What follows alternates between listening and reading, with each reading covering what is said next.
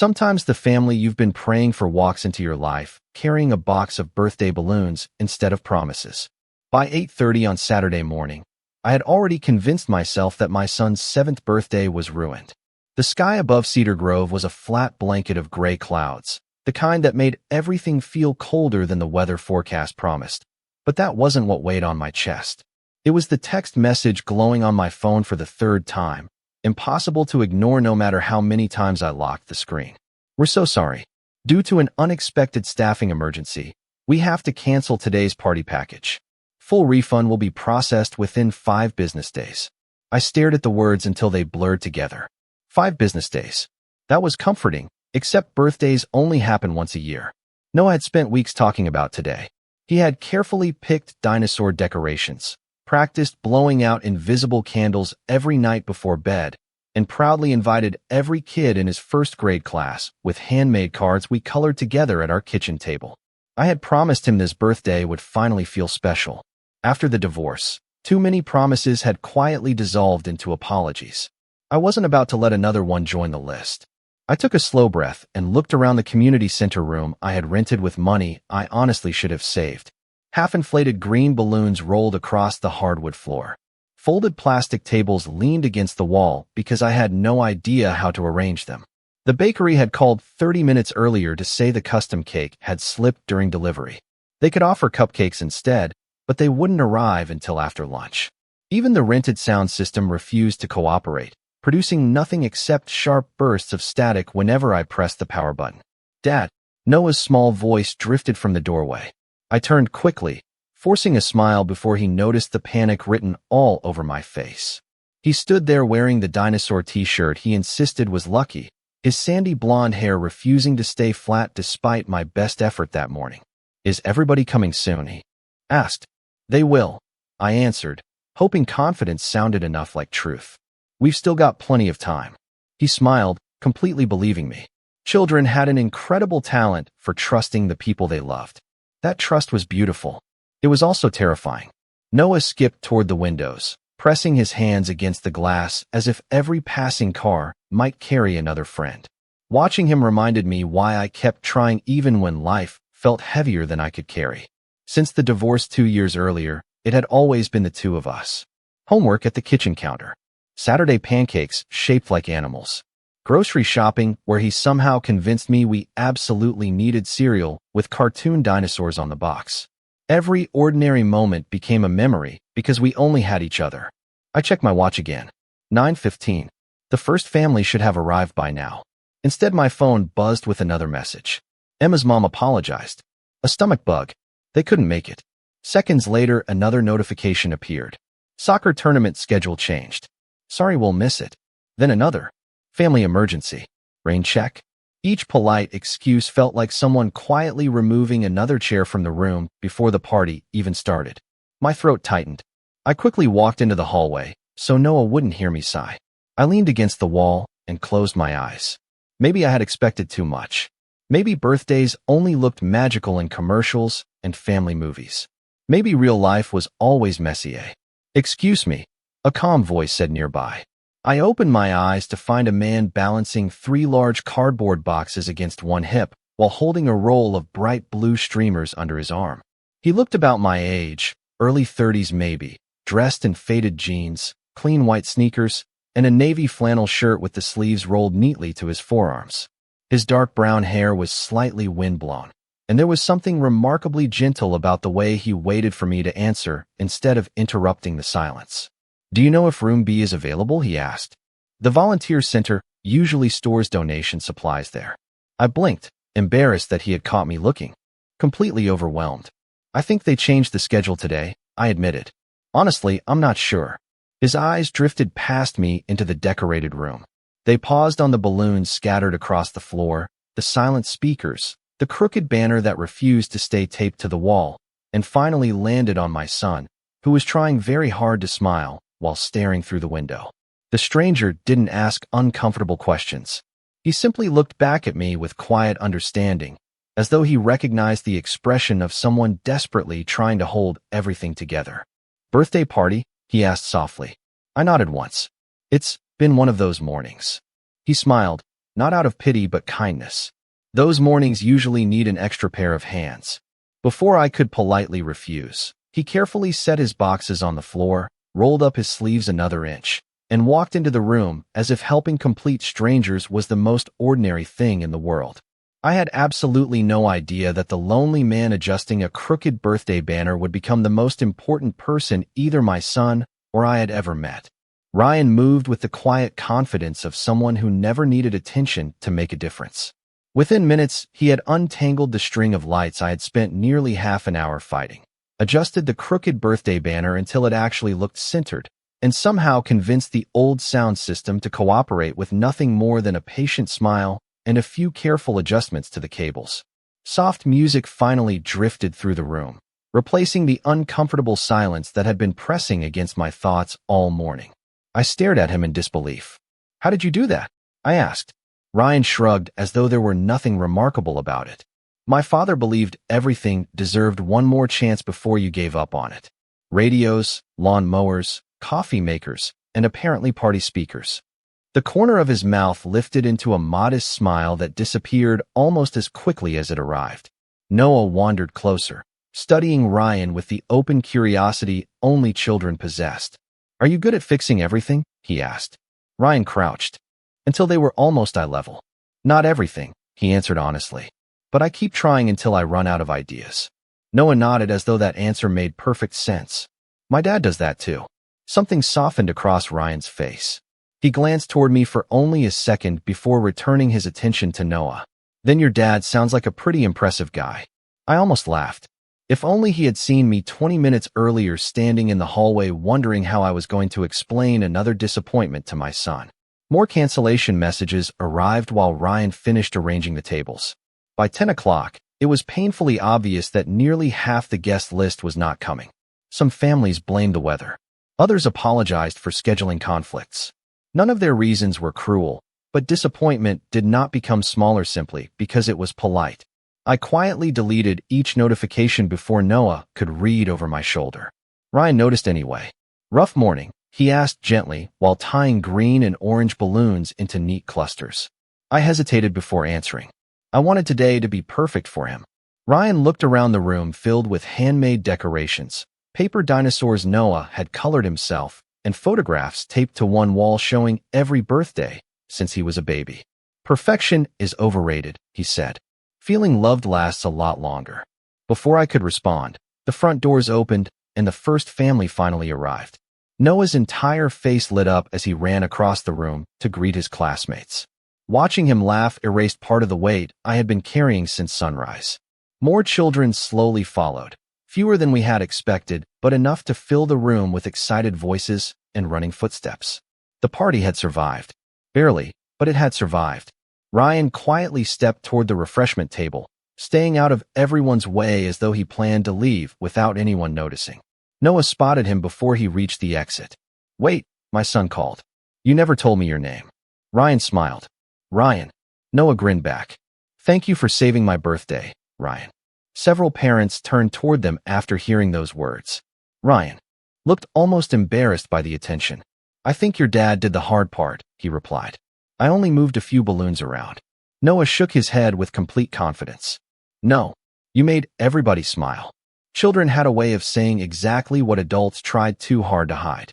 Ryan looked away for a brief moment, blinking as if those simple words had reached someplace he had carefully protected for a very long time.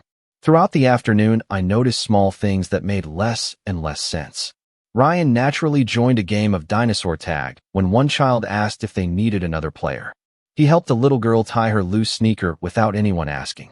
When one nervous boy stood alone near the snack table because he did not know anyone, Ryan invited him to help pass out paper plates, turning an awkward moment into an important job. Every child seemed comfortable around him within minutes. It was not forced. It was simply who he was. I found myself watching him more often than I intended.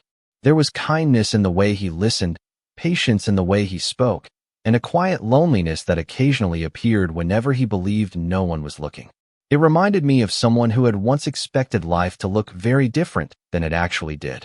By early afternoon, the replacement cupcakes finally arrived.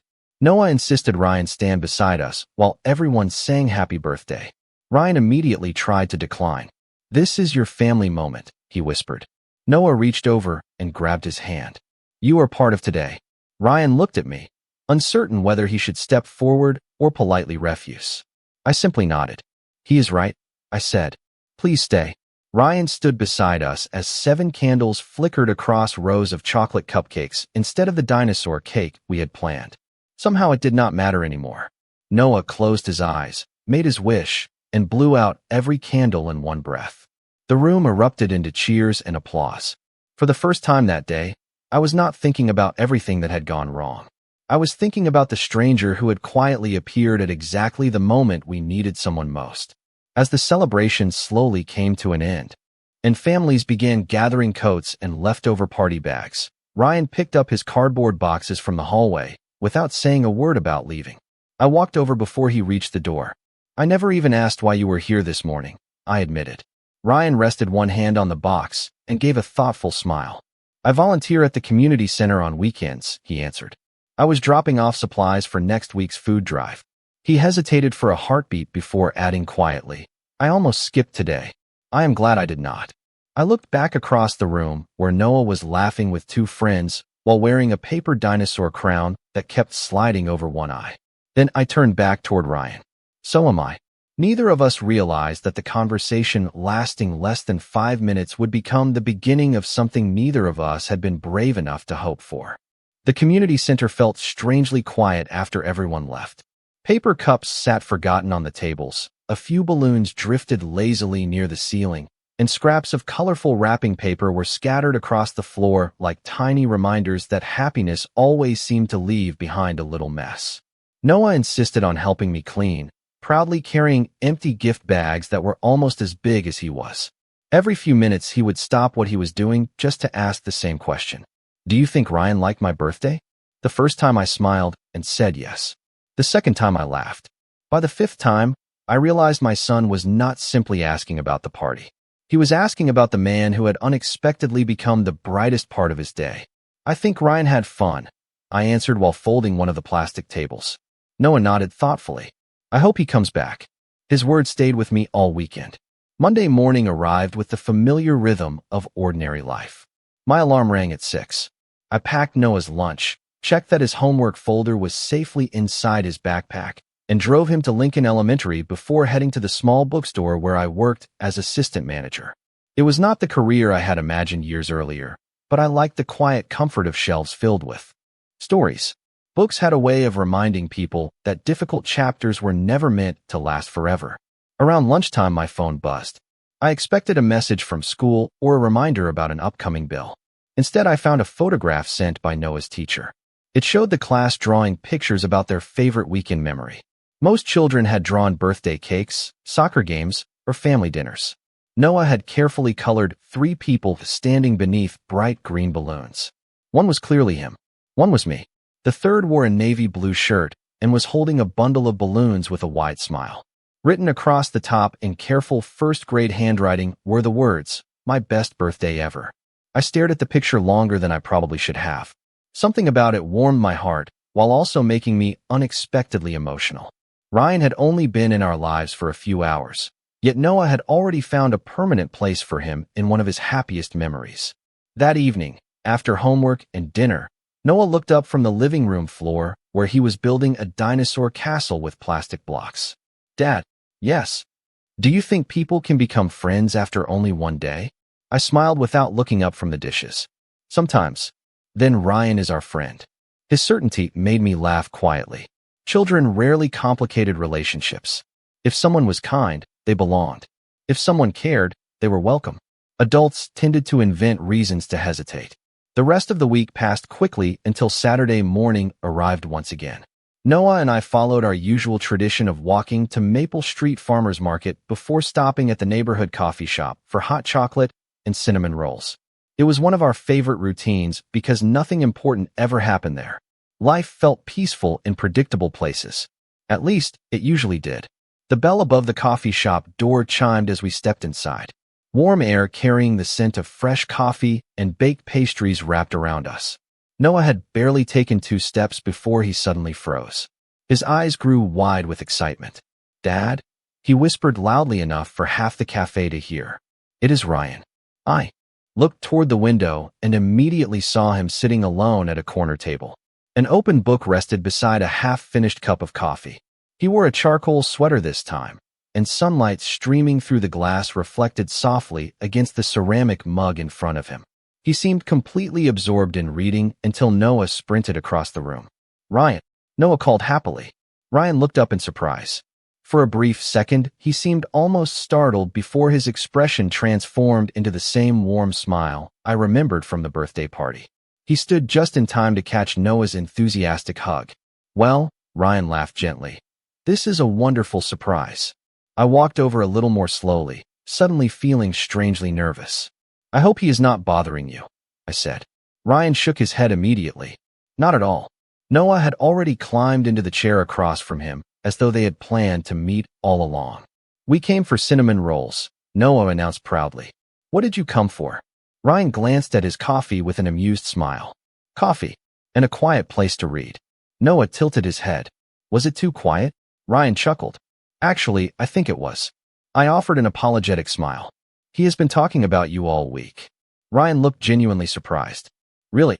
Before I could answer, Noah eagerly nodded. I showed everyone the picture I drew of my birthday. Ryan's expression softened. "You did. You were in it." For just a moment, Ryan looked as though he did not know what to say. He lowered his eyes toward the table before quietly asking, "Was I wearing the balloon strings again?" Noah laughed. "Yes, because that is how I remember you." There was something deeply touching about the exchange. Ryan accepted the compliment with humility instead of embarrassment, and Noah offered his affection with complete sincerity. It felt effortless. After ordering our breakfast, I noticed there was only one empty chair left at Ryan's table. "Would you mind if we joined you?" I asked. Ryan looked up immediately. "I would like that." None of us realized it then, but sharing coffee, hot chocolate, cinnamon rolls, and easy conversation on an ordinary Saturday morning would quietly become the first tradition of a friendship that was already beginning to feel like something much more meaningful. Over the next several weeks, Saturday mornings quietly became something all three of us looked forward to without ever admitting it out loud. Noah would wake up before his alarm, already dressed, and asking if it was time to walk to the coffee shop.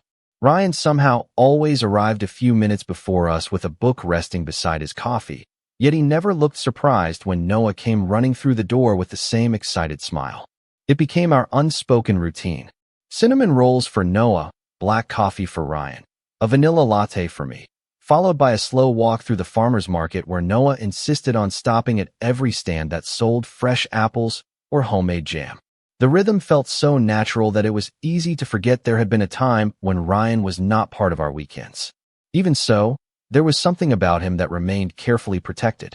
He was warm with Noah, patient with strangers, and genuinely kind to everyone around him. Yet whenever a conversation drifted toward his own life, he answered with a smile that revealed almost nothing before gently steering the discussion somewhere else. I noticed it long before Noah did. If I asked about his family, he simply said they lived a few states away. If I asked whether he had always volunteered at the community center, he answered yes, but never explained why he started. There was never dishonesty in his words, only quiet spaces where larger stories clearly existed. One Saturday afternoon, after leaving the market, Noah spotted a rescue dog adoption event in the town square. Before either of us could react, he was already kneeling beside an elderly golden retriever with a gray muzzle and sleepy eyes. Ryan crouched beside him, gently scratching the dog's ears with practiced ease. The dog leaned against Ryan almost immediately, closing its eyes in complete trust. "Animals like you," I observed. Ryan smiled softly without looking at me. "Sometimes they recognize people who need a little kindness too." It was such an unexpected answer that I found myself studying him more closely. There was affection in the way he held the dog's leash, but there was also unmistakable sadness behind his eyes, as though the simple moment had awakened a memory he had spent years trying to keep quiet. Noah looked up hopefully. "Can we take him home?" I laughed. "That is a very big decision." Ryan gently rubbed the dog's head one last time before standing. "Besides," he said kindly, "I think someone else is going to give this old guy the perfect home today." Noah accepted the answer surprisingly well, although he spent the next 10 minutes waving goodbye every few steps. Later that afternoon, we stopped by the community center because Ryan needed to deliver supplies for another volunteer event. Noah ran ahead toward the recreation room after spotting a shelf filled with board games, leaving Ryan and me alone in the hallway for the first time since we had met. The building felt unusually peaceful, filled only with distant conversations and the faint hum of fluorescent lights. "You spend a lot of time here," I said. Ryan nodded. "Most weekends. You must really enjoy volunteering." He rested one hand against the handle of a supply cart before answering. "It gives me somewhere meaningful to be." The words sounded simple, but something about the way he said them carried years of quiet loneliness. Before I could respond, an older woman wearing a volunteer badge walked toward us carrying a stack of folded blankets. The moment she saw Ryan, her face brightened with genuine affection. "There you are," she said warmly. "I was wondering if you could help organize the children's reading corner again." Ryan smiled. "Of course." She turned toward me with friendly curiosity. "You must be Ethan. I have heard wonderful things about you and your son." I blinked in surprise. "You have?" She laughed softly. "Ryan does not talk much about himself, but he talks about Noah's dinosaur jokes more than you would expect." Ryan looked almost embarrassed. "Margaret." She smiled knowingly before lowering her voice, just enough to sound thoughtful rather than intrusive. It has been a long time since I have seen him smile this often. Ryan quietly excused himself to carry the blankets inside, leaving me standing beside Margaret. She watched him for a moment before speaking again. "He has been through a great deal." I hesitated. "I have wondered about that." Margaret remained silent for several seconds, as though deciding whether the story belonged to her to tell. Finally, she spoke carefully. "Years ago, Ryan became the legal guardian of his young nephew after a tragedy in the family. He devoted his whole life to that little boy." My chest tightened as I listened. "What happened?" Margaret lowered her eyes gently. "His nephew developed a serious heart condition. Ryan stayed by his side through every appointment, every hospital visit, every hopeful conversation. They treasured every good day they were given." She paused before continuing with quiet compassion. "When the little boy passed away, Ryan disappeared from this place for almost 2 years. None of us knew if he would ever come back." I found myself unable to speak. Suddenly, every small detail made sense. The way Ryan instinctively comforted children, the sadness hidden behind his smile, the gentle patience that seemed to come from somewhere much deeper than simple kindness. Margaret looked toward the recreation room, where Noah's laughter echoed through the hallway. "The first time Ryan came back to volunteer, he told me he could not change what happened, but maybe he could make another child's day a little brighter." She smiled through eyes filled with quiet understanding. "Then your son's birthday happened." At that exact moment, Ryan walked back toward us carrying an empty storage bin, completely unaware of the conversation that had just taken place. He smiled the same gentle smile I had come to know over the past several weeks, but now I understood that it had been built from both remarkable kindness and immeasurable loss. Looking at him no longer felt like seeing a stranger who had wandered unexpectedly into our lives. It felt like seeing someone who had been carrying an invisible weight alone for far too long. And for the first time, I wondered whether our small family might be healing more than just ourselves. After that afternoon at the community center, I never looked at Ryan the same way again. Margaret had trusted me with a story. Ryan had never volunteered himself, and I respected that silence. I never mentioned his nephew or asked questions he was not ready to answer.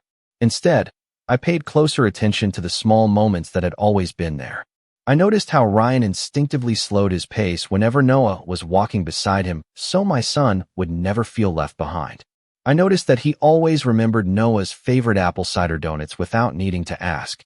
I noticed that whenever a child laughed nearby, Ryan smiled almost automatically, as though joy itself was something worth protecting.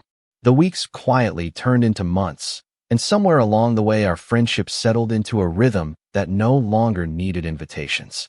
Ryan stopped by the bookstore every Wednesday after finishing work, claiming he needed a new novel even though I suspected he already owned more books than anyone else I knew. Noah would rush out from the children's section carrying whatever adventure story he had discovered that week, insisting Ryan read the first page aloud before they left. Ryan always agreed. His calm voice transformed pirates, astronauts, talking animals, and brave young explorers into living characters, and customers often smiled as they walked past without realizing they had paused to listen.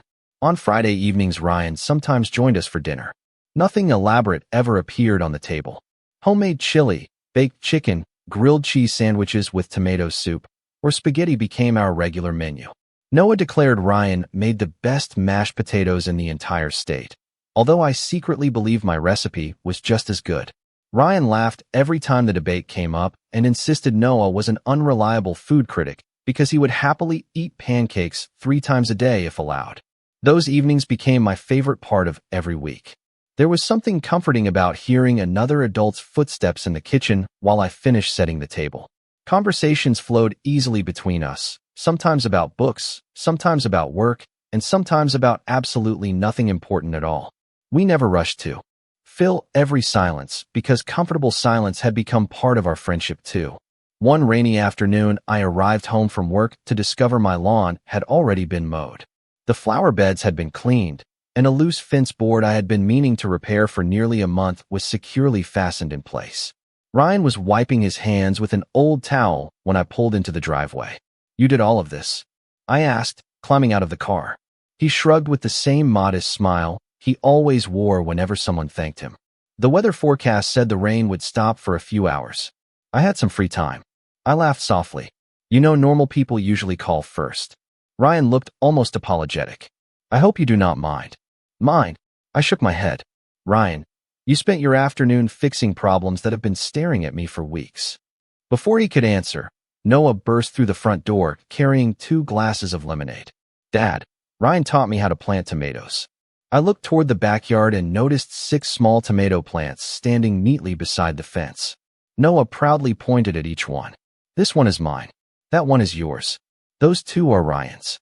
But we are all sharing them anyway." Ryan laughed quietly. That was his idea. Looking at those tiny plants lined up in the afternoon sunlight, I realized they perfectly reflected what had been happening inside our lives. None of us had planned any of this. We had simply started caring for the same little pieces of everyday life until they naturally belonged to all of us. Summer arrived, bringing longer evenings and warm golden sunsets. After dinner, we often walked to the neighborhood park where Noah raced across the playground while Ryan and I sat on a nearby bench watching him climb, slide, and invent impossible adventures with children he had only just met. One evening, Noah wandered over holding 2 dandelions he had picked from the edge of the field. He handed one to me and one to Ryan before running off again without explanation. Ryan turned the little flower between his fingers and smiled. "I have not held one of these since I was a kid." "Neither have I admitted.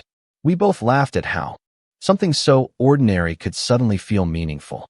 "You know," I said after a moment, "Noah sleeps better on the nights you come over." Ryan looked genuinely surprised. "Really?" I nodded. "He says our house feels happier." Ryan stared across the playground where Noah was pretending the climbing structure was a pirate ship. "I never wanted to intrude," he said quietly. "You never have." He remained silent for several seconds before speaking again. "Sometimes I still expect all of this to disappear. Like I will wake up one morning and realize I imagined having people to spend weekends with." His honesty caught me off guard because it was the first time he had openly admitted how lonely he had been. I turned toward him. "You are not imagining it." He looked at me, searching my face as though trying to decide whether he could believe those words. Before either of us could say anything else, Noah came running back across the grass, completely out of breath. Without hesitation, he squeezed himself between us on the park bench, wrapping one arm around Ryan and the other around me.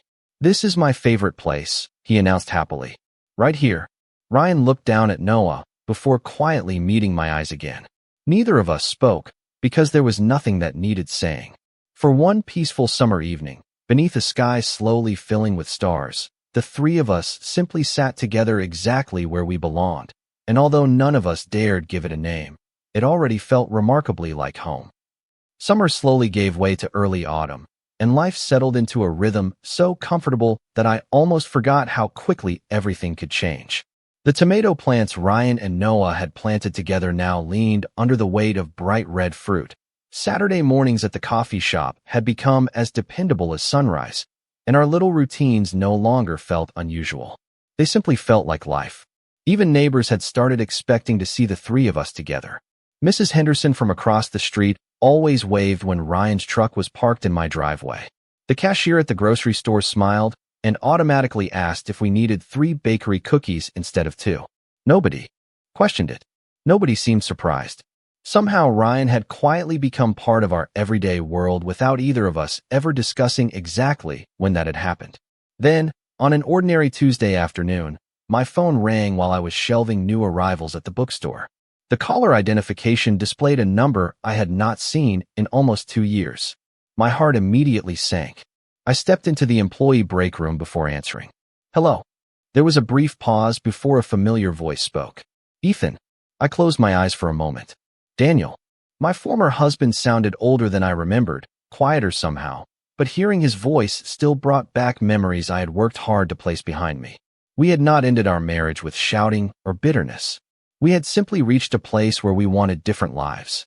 After the divorce, Daniel accepted a job nearly 1,000 miles away, promising he would stay involved in Noah's life. At first, there had been regular phone calls and occasional visits. Then work became busier. Calls became less frequent. Birthdays were missed. Holidays passed with thoughtful text messages instead of plane tickets. Eventually, Noah stopped asking when his other father would visit because disappointment had become too familiar. "How have you been?" Daniel asked carefully. "We are doing well," I answered honestly. "How is Noah?"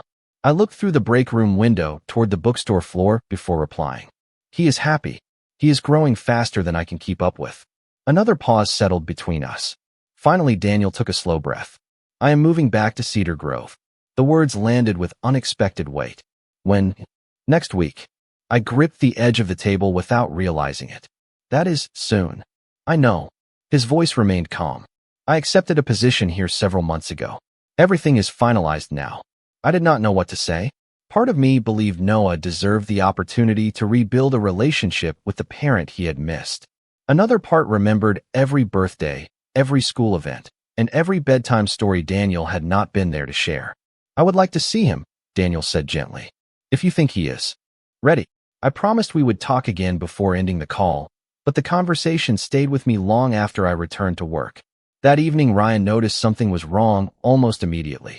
We were standing in my kitchen preparing dinner while Noah colored pictures at the dining room table.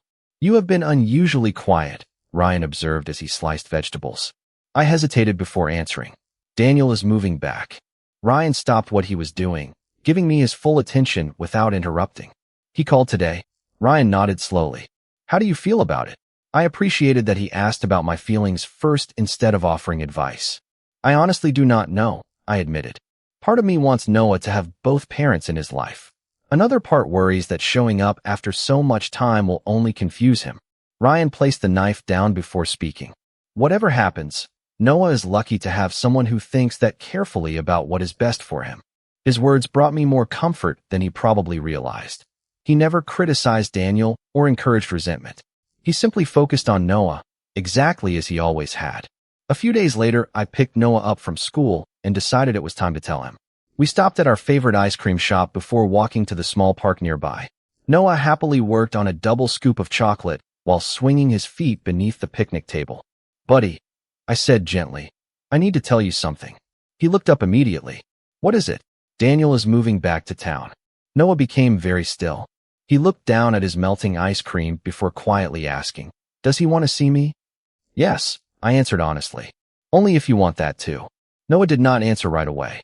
Instead, he stared across the playground where younger children chased each other through piles of colorful leaves. "I remember him," he finally whispered, "but I do not remember very much." Hearing those words quietly broke my heart. No child should have to measure memories of a parent by how few remained. "You do not have to decide today," I told him. "We can take things one step at a time." He nodded before asking the question I had secretly been afraid of. "Will Ryan still come over?" I smiled gently. "Of course he will." Noah seemed to relax almost immediately. "Good," he said, "because families are supposed to stay together." Later that weekend, after I shared the conversation with Ryan during one of our evening walks, neither of us spoke for several minutes. Fallen leaves drifted across the sidewalk while Noah raced ahead pretending they were treasure maps. Finally, Ryan broke the silence. "No matter what happens with Daniel, I do not want to make anything more complicated for Noah." I looked toward him. "You never could." Ryan offered a small smile, but I could see uncertainty behind it. He cared deeply about Noah. Yet he was already preparing himself to step back if that was what my family needed. Watching him quietly place someone else's happiness before his own only made me appreciate him even more. Neither of us realized that the return of the past was about to test everything we had slowly and carefully built together. Daniel arrived the following Saturday with the same careful smile I remembered from years ago, although time had added a few silver strands near his temples and a quiet hesitation to every movement. We agreed that the first meeting should happen somewhere Noah already felt comfortable. So we chose the neighborhood park where he had spent countless afternoons chasing squirrels, climbing playground equipment, and inventing stories about hidden treasure beneath the old oak trees. Ryan knew about the meeting, but true to his nature, he offered only one simple sentence before I left the house that morning. If Noah needs anything afterward, I will be here. There was no jealousy in his voice, no attempt to influence the situation, only steady support. It reminded me once again why trusting him had become so effortless. Noah held my hand as we walked toward the picnic tables where Daniel was waiting. He squeezed my fingers a little tighter than usual before quietly asking, "What if it feels strange?" I smiled reassuringly. "Then it feels strange. That is all right. Nobody expects today to fix everything." Noah nodded, taking a deep breath before looking toward Daniel. The moment Daniel saw him, his entire face softened with emotion. He stood slowly, almost uncertain whether he should step forward or wait. "Hi, Noah," he said gently. Noah offered a shy wave. "Hi." The first few minutes were understandably awkward. Daniel asked about school, Noah answered politely, and long pauses settled between simple conversations. Nobody forced laughter or pretended the missing years had never happened. Instead, they talked about dinosaurs, baseball, favorite books, and Noah proudly described the tomatoes growing beside our backyard fence. Gradually, the nervousness faded. By the time they began tossing a baseball back and forth across the grass, Noah was smiling again. Watching them together filled me with conflicting emotions. I was genuinely happy Noah had another chance to know someone who loved him, yet I could not ignore the quiet realization that our lives had already changed. We had built routines, traditions, and a peaceful little family long before Daniel returned. When the afternoon ended, Daniel walked with us toward the parking lot. "Thank you," he said sincerely. "I know this could not have been easy." I nodded. It was important for Noah. Daniel hesitated before speaking again. "I know I cannot change the years I missed. I only hope I can earn back some of the time ahead." His honesty made it difficult to hold on to old disappointment. People sometimes changed. Sometimes they genuinely regretted the roads they had chosen. As Noah climbed into my car, Daniel smiled at him. "Would you like to have lunch together next weekend?" Noah thought carefully before answering. "Can Ryan come too?" Daniel looked surprised. "So did I, Ryan." Daniel repeated gently. Noah nodded with complete confidence. "He is part of our weekends." Daniel glanced toward me, silently asking for an explanation. I simply smiled. "Ryan is a close family friend." Daniel looked back at Noah before answering kindly. "If everyone is comfortable with that, I would be happy to meet him." During the drive home, Noah remained unusually quiet until we turned onto our street. Then he suddenly spoke. "I like Daniel." "I am glad," I answered. "He seemed happy to see you." Noah nodded. "But everything still feels different." Different is not always bad. He looked out the window for a moment before asking the question that mattered most to him. "Can people have more than one person who takes care of them?"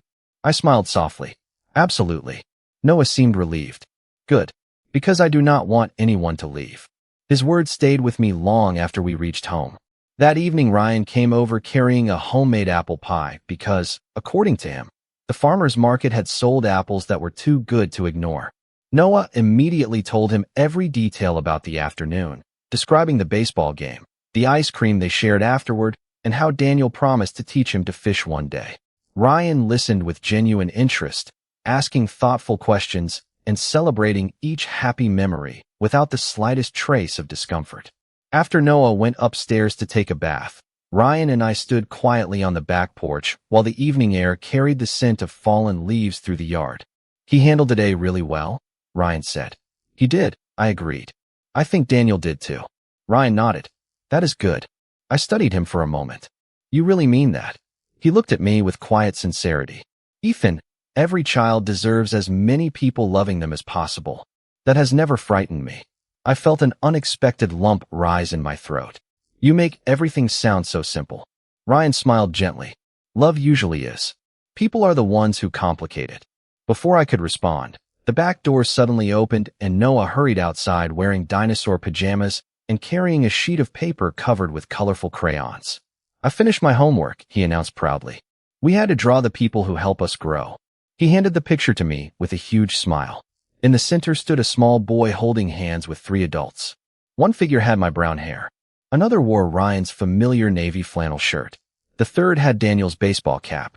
Above them, in careful first-grade handwriting, Noah had written 4 simple words. My family helps me smile.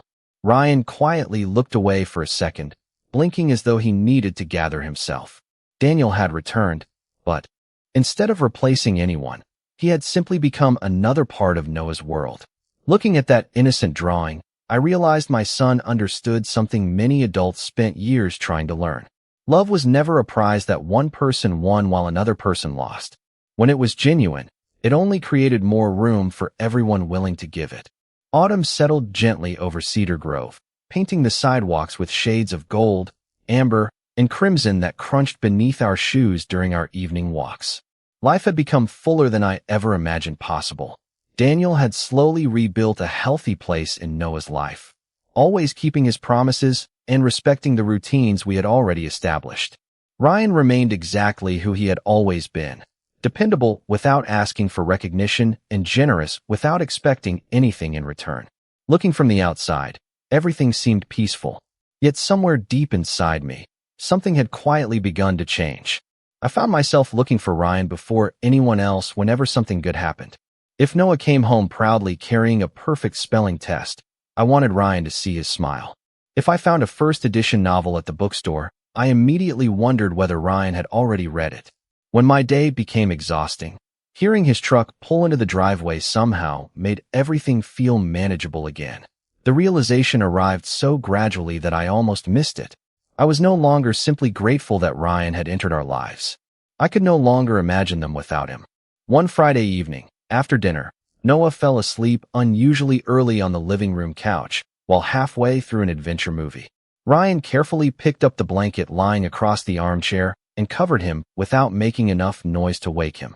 He gently brushed a strand of blonde hair away from Noah's forehead before quietly stepping back. I watched the moment from the kitchen doorway, struck once again by how naturally compassion seemed woven into everything Ryan did. We carried our coffee onto the back porch while Noah continued sleeping peacefully inside. The air had turned cool enough that we both wrapped our hands around warm mugs.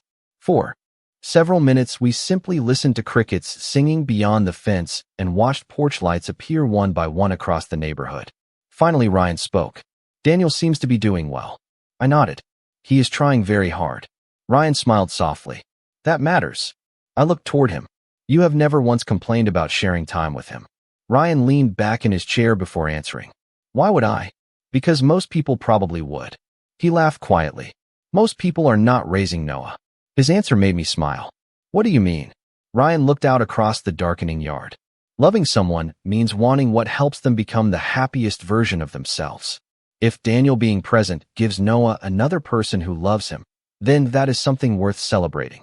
His words settled into the silence between us. They were simple, but they carried the quiet wisdom of someone who had already learned what truly mattered. After another long pause, Ryan spoke again, his voice softer than before. There is something I have been thinking about. I turned toward him. What is it? He hesitated, searching for the right words. A nonprofit organization in Oregon contacted me last month. I felt my stomach tighten before he even continued. They coordinate volunteer programs for children dealing with serious medical conditions. They asked whether I would consider leading one of their family outreach projects. I stared at him, unsure how to respond. That sounds important. Ryan nodded slowly. It is. Would you have to move? He lowered his eyes toward the coffee in his hands. Yes. The single word seemed far heavier than it should have been. When nothing has been finalized. He gave a faint smile that never reached his eyes. They asked me to give them an answer within the next couple of weeks. Neither of us spoke after that. The comfortable silence we had always shared suddenly felt different, filled with thoughts neither of us knew how to express. I understood why the opportunity mattered to him. Helping children had become part of the way he honored his nephew's memory. At the same time, the thought of him living hundreds of miles away left an unexpected emptiness inside me. Ryan quietly broke the silence. I never planned for this to become difficult. What do you mean? He looked toward the softly glowing living room window where Noah slept peacefully beneath his blanket. Meeting the two of you changed my life in ways I never expected.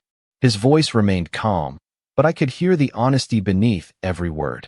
Before Noah's birthday, I had convinced myself that keeping people at a distance was safer. Then somehow the two of you made ordinary Saturdays feel important again. I looked down at my untouched coffee, suddenly unable to find the right response. Ryan gave a quiet laugh. I think I forgot that home is not always a place you move into. Sometimes it slowly grows around people. My heart ached because I knew exactly what he meant. The porch fell silent again until Noah sleepily opened the back door, rubbing his eyes. Why are you both so quiet? He mumbled. Ryan smiled immediately. We were just enjoying the evening. Noah walked over and climbed into the empty chair beside Ryan before resting his head against Ryan's shoulder without the slightest hesitation. Good, he whispered. Because I had a nice dream. Ryan gently smiled. What was it about? Noah yawned before answering. We were all together at next year's birthday party. Ryan froze almost imperceptibly before wrapping an arm gently around Noah's shoulders. I watched the two of them sitting there beneath the porch light, and for the first time I understood something I had been avoiding for months. My fear was not that Ryan might move away because we would lose a helpful friend. My fear was that I had already fallen in love with the quiet man who had walked into our lives carrying balloons on the worst morning of my son's childhood, and the thought of watching him leave now felt impossible to imagine. The following week felt unusually precious because every ordinary moment carried the quiet possibility that it might become a memory. Ryan had not yet given the nonprofit his answer, and neither of us seemed willing to bring the subject up again. Instead, we filled our days with the familiar routines that had slowly built our lives. Together, we walked through the farmer's market on Saturday morning. Noah insisted on buying pumpkins that were far too large for our front porch. Ryan patiently carved smiling faces into them, while Noah proudly declared that every pumpkin deserved a happy expression. Daniel joined us for lunch afterward, and for the first time the four of us shared a meal without anyone feeling uncertain about where they belonged. Watching Daniel and Ryan laugh over Noah's latest dinosaur facts reminded me that kindness had quietly replaced every fear I once carried about what our family could become. A few days later, while I was closing the bookstore for the evening, Ryan stopped by carrying 2 paper cups of coffee. I thought you might need this, he said with his familiar smile. We sat together on the bench outside the shop as the last light of the day faded behind the old brick buildings downtown. After several peaceful minutes, Ryan finally spoke. I called Oregon this morning. I looked toward him, my heart suddenly beating much faster. You did? He nodded. I thanked them for believing I could help. He paused before quietly continuing. Then I told them I was staying here. I stared at him in disbelief.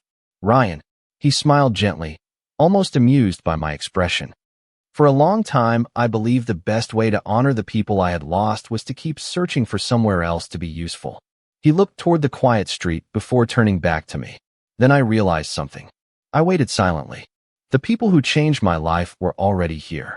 I felt every carefully guarded emotion rise all at once. Are you sure? I asked softly. Ryan nodded without hesitation. Completely. He took a slow breath before speaking again. Ethan, I never wanted to create pressure or make your life more complicated. You already carried so much responsibility. But somewhere between birthday balloons, cinnamon rolls, tomato plants, and bedtime stories, I stopped thinking about where I belonged because I already knew. His eyes met mine with calm sincerity. Home became wherever the two of you were. I could not remember the last time words had left me completely speechless. For months I had worried about saying too much, too soon, afraid that naming my feelings might somehow change the peaceful friendship we had built. Instead, I discovered Ryan had quietly been walking the same emotional path beside me. I smiled through eyes that had suddenly become impossible to keep dry. Do you know what I realized on the porch that night? Ryan shook his head. I was never afraid you would leave because I needed your help. I laughed softly. I was afraid because I love you. Ryan closed his eyes for the briefest moment, as though allowing those words to settle somewhere deep inside his heart. When he looked back at me, his smile carried both relief and quiet happiness. I love you too, Ethan. There was no dramatic moment, no rushing crowds, no perfect soundtrack. We simply sat beside each other beneath the soft glow of the bookstore lights, our shoulders gently touching as we allowed the truth to become part of our lives. It felt peaceful because it had been growing quietly between us for a very long time. Nearly a year passed before Noah's next birthday arrived. This time nothing went wrong. The decorations were already hanging before sunrise. The cake arrived exactly when promised, decorated with dinosaurs just as Noah had requested. Friends filled the community center with laughter, music, and cheerful conversations. Daniel helped organize games outside, while Ryan carefully adjusted the birthday banner that somehow managed to lean slightly crooked every single year. I laughed as I watched him straighten it, with the same patient concentration he had shown the first day we met. Noah ran over wearing another dinosaur shirt, now one size larger than the previous years. "Everybody is here," he announced proudly before wrapping both Ryan and me in an enthusiastic hug. "Best birthday ever again." During cake time, Noah looked around the room before blowing out his candles. When everyone finished singing, he smiled at the crowd and said something that made the entire room unexpectedly quiet. "Last year I wished for my family to stay together forever." He looked first at Daniel, then at Ryan, then finally at me. "I think my wish came true because love made our family bigger instead of smaller." There was not a single dry eye among the adults standing nearby. Daniel smiled warmly and clapped first, followed by everyone else. After the party ended and the guests slowly drifted home, Noah insisted we take one final picture beneath the birthday banner before cleaning up. Daniel stood beside us, smiling proudly, before stepping just outside the frame. "This one belongs to the three of you," he said kindly. Ryan looked toward him with gratitude, and Daniel simply nodded, understanding more than words could express. I lifted Noah into my arms while Ryan stood beside us, one hand resting gently against my shoulder. The camera flashed, capturing 3 genuine smiles beneath colorful balloons that looked remarkably similar to the ones from a year earlier. Later that evening, after Noah had fallen asleep exhausted from too much cake, too many games, and too much excitement, I placed the framed photograph on our living room shelf beside every birthday picture that came before it. Looking at the collection, I realized the happiest chapter of our story had not begun with perfect plans or flawless celebrations. It had begun on the day everything seemed to be falling apart, when one lonely man chose to help a stranger instead of walking away. Sometimes the greatest miracles never announce themselves. Sometimes they simply knock on the door carrying a box of balloons, quietly turning an ordinary birthday into the beginning of a lifetime filled with love, healing, and a family that none of us had ever expected to find. One year slipped quietly into another, and I often found myself wondering how differently life might have unfolded if one ordinary Saturday had gone exactly according to plan. The community center eventually repainted its walls, the old sound system was finally replaced, and the volunteer room where Ryan had first appeared looked brighter than ever. Every time we walked through those familiar hallways, Noah proudly pointed toward the doorway and reminded anyone willing to listen, "That is where Ryan saved my birthday." Ryan always laughed and gently corrected him. I only helped. Noah never accepted that version of the story. "You helped us become a family," he would answer with complete certainty. As usual, I had learned long ago that arguing with a determined 8-year-old accomplished very little. Our lives continued growing in the quiet ways that mattered most. Ryan still volunteered every weekend, but now Noah often joined him. Together, they organized donated books, prepared activity tables, and welcomed children arriving for community events with the same kindness Ryan had once shown us. Watching them work side by side filled me with a gratitude that was difficult to describe. Ryan was not trying to replace anyone in Noah's life. He never had. He simply showed up, over and over again, proving that love was measured by consistency rather than grand gestures. Daniel remained an important part of Noah's world as well. Every other weekend, they went fishing at the nearby lake, attended baseball games, or spent afternoons building model airplanes in Daniel's garage. The relationship developed slowly and naturally, built on honesty instead of unrealistic expectations. One evening, after Daniel dropped Noah back home, he lingered on the front porch while Noah hurried inside to show Ryan a small bluegill he had proudly photographed before releasing it back into the water. Daniel smiled as he listened to Noah excitedly retell the story through the open window. He is happy, Daniel said quietly. He really is. I nodded. He is. Daniel looked toward me with genuine appreciation. Thank you for giving him a home filled with so much love. I smiled. It was never just me. Daniel glanced through the window where Ryan was pretending to be amazed by the size of a fish that was clearly much smaller than Noah described. He chuckled softly. No, he agreed. It never was. We shook hands before he headed home, and I realized there was no bitterness left between us. Life had simply carried us toward different roles, each one meaningful in its own way. Spring arrived with warm afternoons and blooming dogwood trees lining our neighborhood streets. Ryan and I finally decided to renovate the small spare bedroom that had become little more than a storage space. Noah insisted it should become a reading room because every family needs a place where stories live. We spent 3 weekends painting walls, assembling bookshelves, and hanging framed illustrations from classic children's novels. On the final afternoon, Noah carefully placed a handwritten sign above the doorway. Family Library. Ryan looked at the sign for a long moment before smiling. I think this might be my favorite room in the house. It quickly became everyone's favorite place. Rainy evenings were spent reading aloud together beneath oversized blankets, while mugs of hot chocolate rested on the coffee table. Sometimes Noah fell asleep before the chapter ended, his favorite book still open across his lap. Ryan would gently carry him upstairs while I quietly gathered the blankets. And in those peaceful moments, I often thought about how ordinary happiness had become. It no longer felt extraordinary because it had settled comfortably into our everyday lives. One Saturday morning, nearly 2 years after Noah's unforgettable birthday, the community center hosted its annual family festival. Ryan and I volunteered together while Noah helped younger children decorate paper crowns.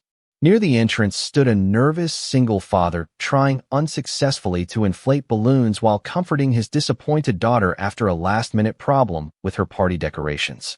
Without hesitation, Ryan smiled at me, rolled up the sleeves of his familiar navy flannel shirt, and walked over carrying a small bag of supplies. I watched him kneel beside the little girl, speaking with the same gentle patience that had first captured my attention years earlier. Within minutes, she was laughing. Her father was smiling with visible relief, and another difficult day had quietly begun transforming into a beautiful memory. Ryan returned a little later with a modest shrug, as though nothing remarkable had happened. I reached over and took his hand. You did it again, I said softly. He smiled with that same humble expression I had fallen in love with. Sometimes people just need someone to stay instead of walking away. Noah ran over carrying 3 handmade paper crowns and placed one on each of our heads before stepping back to admire his work. Perfect, he announced proudly. Nearby families laughed, children played beneath colorful balloons, and music drifted across the festival grounds. Looking around at the life we had built together, I understood that the greatest gift we could ever give another person was not perfection, wealth, or certainty. It was simply our willingness to remain present through the moments that mattered most. Every chapter after that first birthday had been written one ordinary act of kindness at a time, and if anyone ever asked me where our family story truly began, I would always remember a lonely morning, a room filled with half-inflated balloons, and a stranger who quietly decided that helping someone he had never met was worth a few extra minutes of his day. The years continued to move forward with a quiet steadiness that once would have seemed impossible to me. Life no longer felt like something I had to survive one difficult day at a time. Instead, it became something I genuinely looked forward to waking up for every morning. Noah grew taller almost overnight, his dinosaur shirts slowly giving way to baseball jerseys and science club sweatshirts, although he still insisted on keeping the very first birthday photograph framed beside his bed. Every now and then I would catch him looking at it before turning out the lights for the night. When I asked why, he always gave the same answer. It reminds me that one day can change everything. He was right.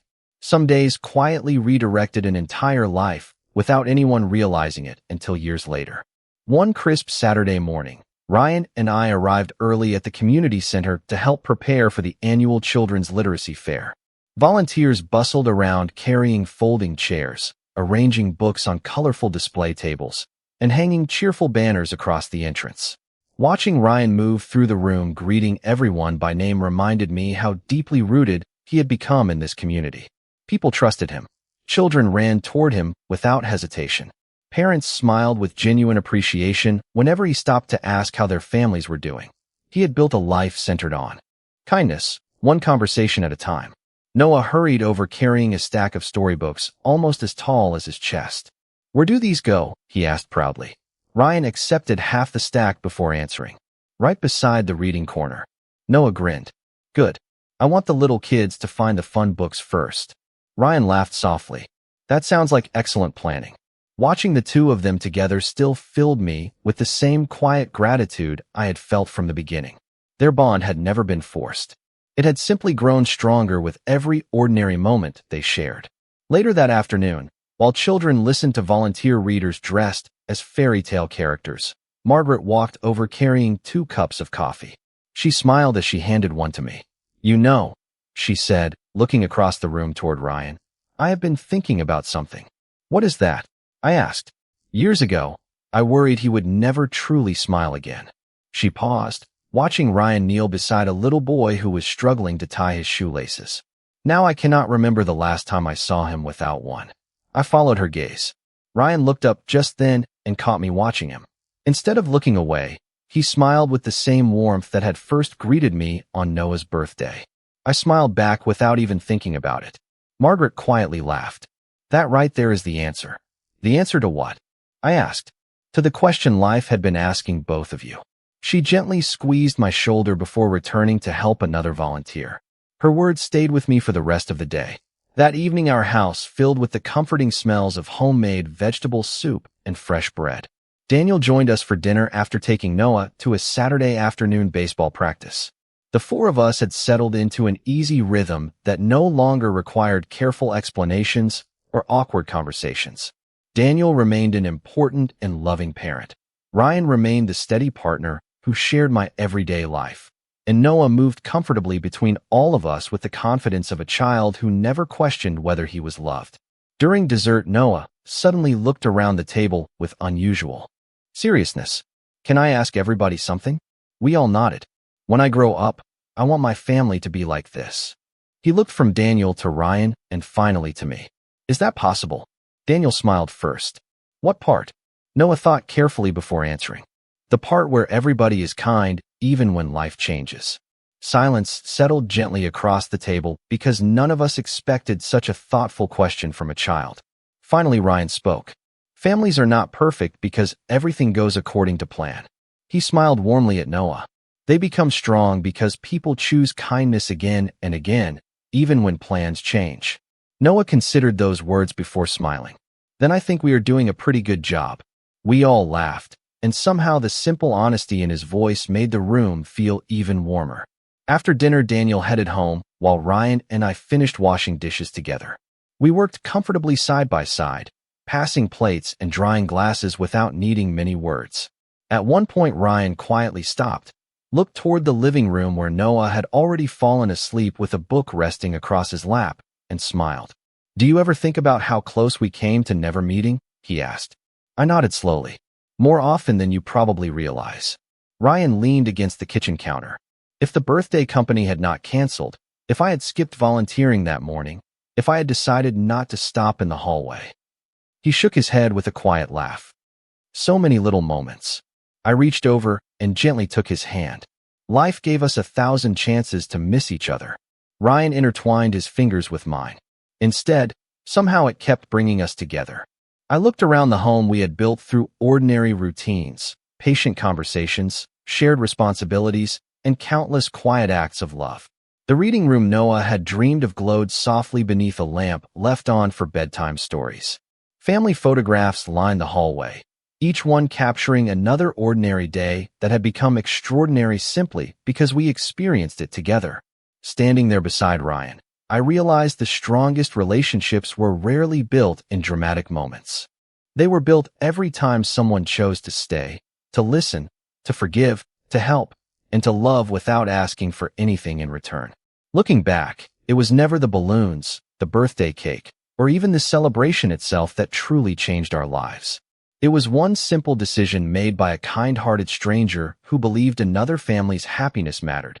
And because of that choice, our home would forever be filled with the quiet kind of love that continued growing long after the party had ended. Another year quietly unfolded, carrying with it the kind of ordinary moments that often become life's most treasured memories. Noah was almost 10 now, old enough to ride his bicycle through the neighborhood with friends, but still young enough to ask Ryan to read one more chapter before bed whenever a story became too exciting to stop. Some evenings I would stand quietly outside his bedroom door, listening to Ryan give every character a different voice while Noah laughed beneath his blankets. Those sounds always reminded me that healing rarely arrived all at once.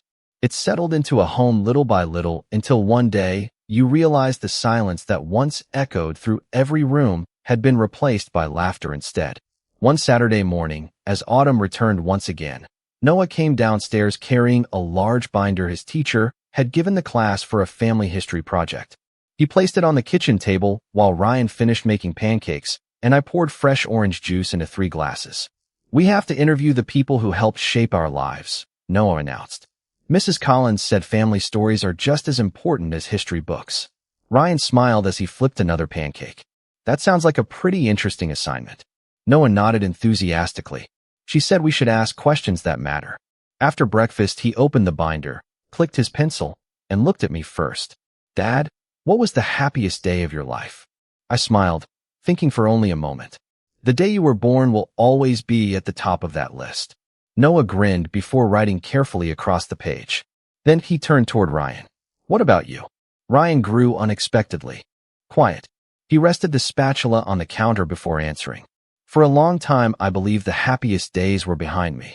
He looked toward Noah with the same gentle expression that had become so familiar over the years. Then one little boy asked if I could help save a birthday party.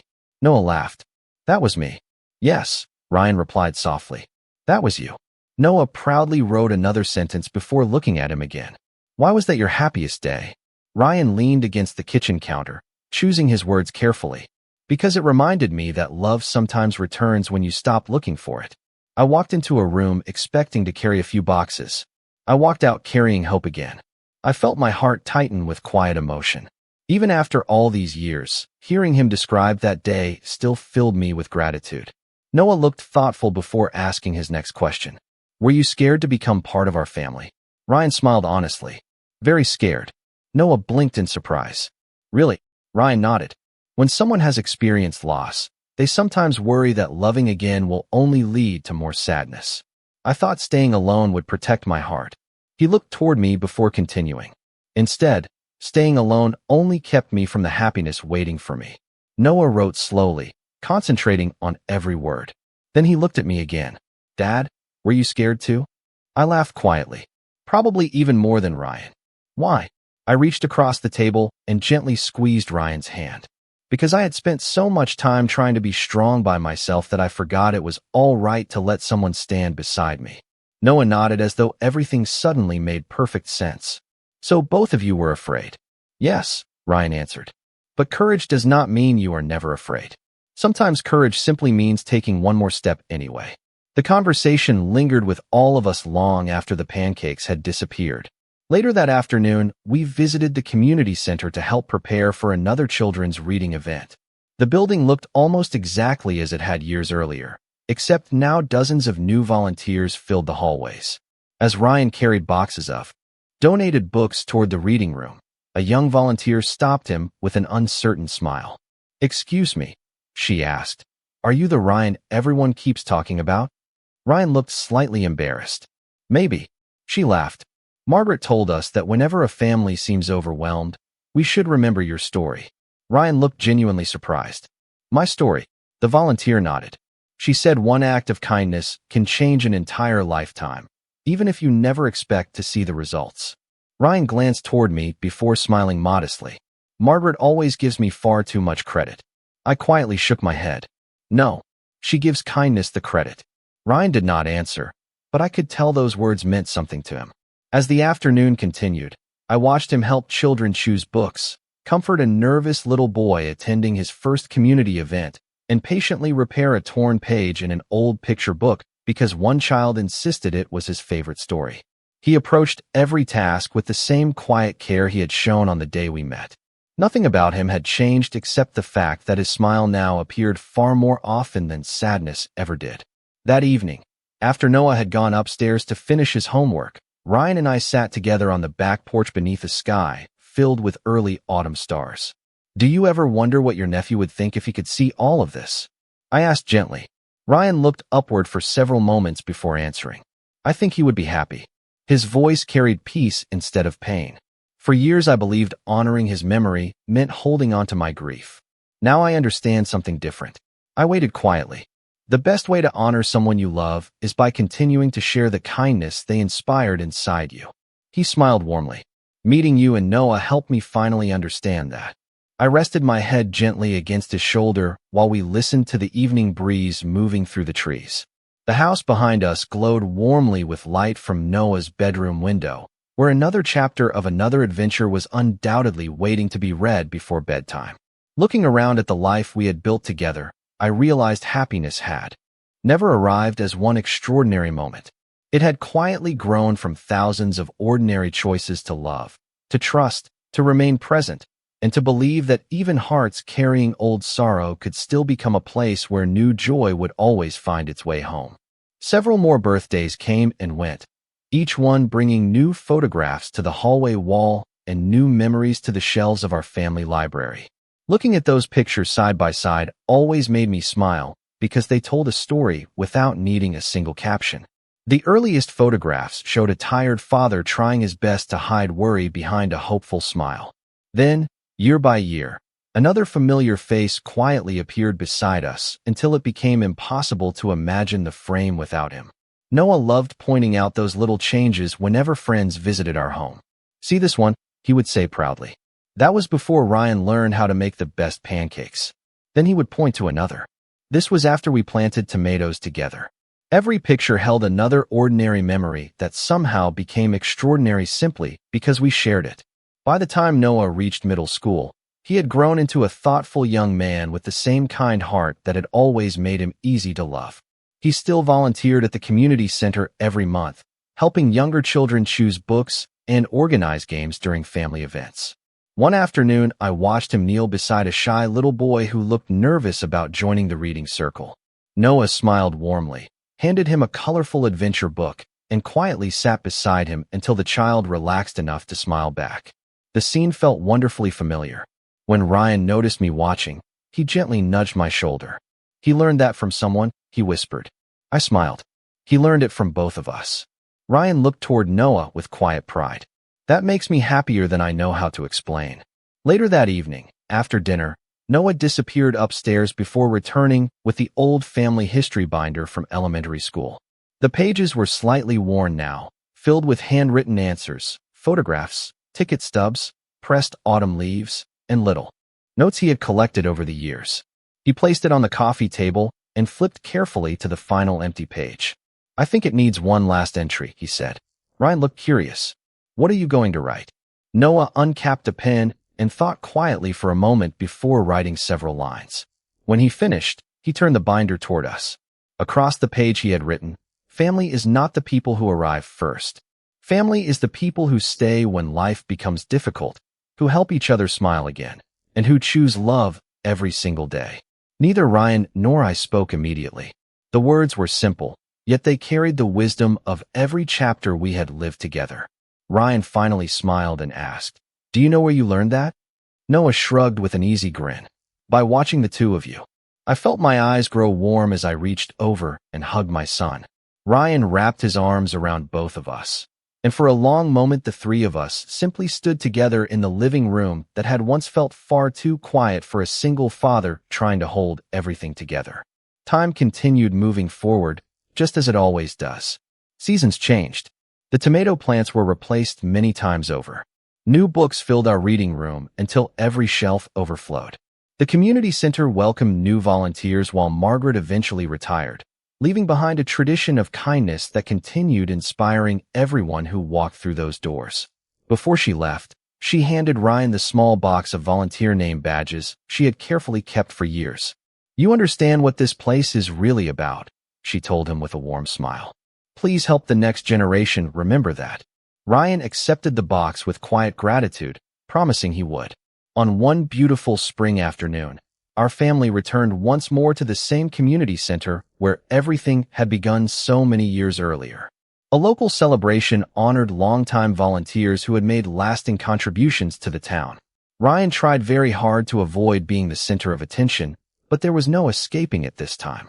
Children whose lives he had touched lined the walkway holding handmade thank you cards. Parents greeted him with heartfelt smiles, and volunteers shared stories about moments when his quiet encouragement had changed difficult days into hopeful ones. When Ryan stepped onto the small stage to accept the recognition, he looked slightly overwhelmed. He thanked everyone briefly before saying something I knew I would remember forever. People often tell me that I helped build a stronger community, he said. The truth is that this community rescued me first. Years ago, I walked into this building believing I had lost the most important parts of my future. Then one ordinary family reminded me that kindness has a remarkable way of leading us home. Everything beautiful in my life began because I chose to stop for a few minutes and help someone who needed it. If there is anything worth remembering today, it is this. Never underestimate what one small act of compassion can become. The audience stood in heartfelt applause, but my attention was not on the stage. It was on Noah, who stood beside me smiling with unmistakable pride, and on the countless families gathered around us whose lives had been quietly touched by the same gentle man who had once straightened a crooked birthday banner without expecting anything in return. As the ceremony ended, we walked together toward the parking lot beneath a warm afternoon sky. Noah slipped comfortably between Ryan and me, just as he had done when he was a little boy, although now he was nearly as tall as both of us. He looked up with the same bright smile that had carried us through every chapter of our story. Ready to go home? He asked. Ryan smiled. Absolutely. I looked at the two people who had transformed every ordinary day into something worth remembering and quietly realized that home had never been a house, a street, or even a town. Home had always been the place where love was freely given, where kindness was chosen again and again, where healing quietly replaced loneliness, and where three hearts found one another because one compassionate stranger decided that another family's happiness mattered. And every time I looked back on the journey that brought us there, I knew with complete certainty that the greatest stories are never built from perfect moments. They are built from imperfect days that become unforgettable because someone chooses to stay.